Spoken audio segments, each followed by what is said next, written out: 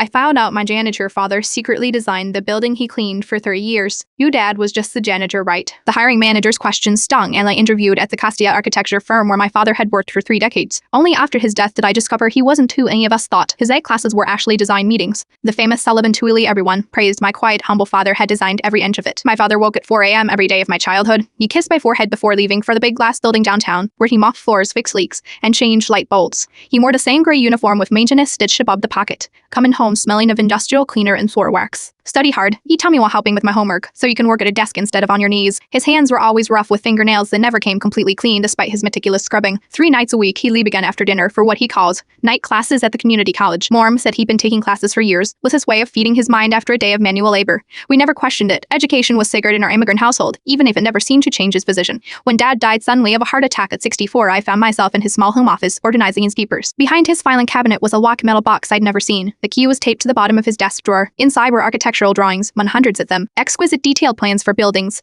I recognized around the city, all bearing the same signature. A.R. Sullivan, R. Sullivan, was the celebrated architect of Basold and Duenigans, the dairy building where my father had worked maintenance.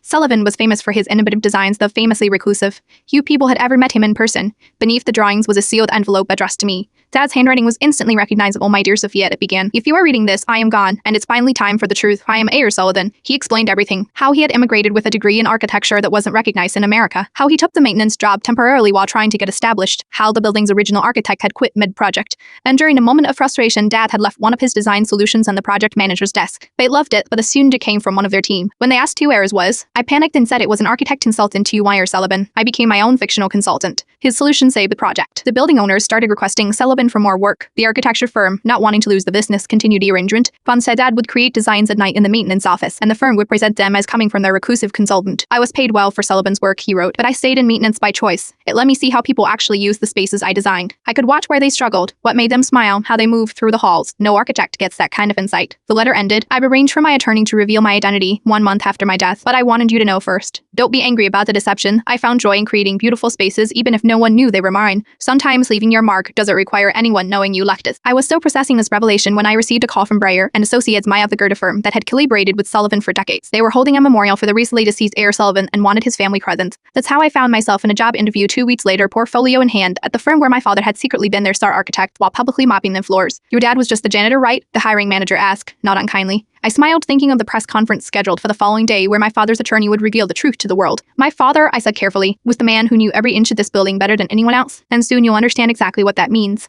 Some people leave behind fortunes. My father left behind something rare, a reminder that greatness doesn't always announce itself, and the most extraordinary people might be hiding in plain sight, quietly building beautiful things without needing credit or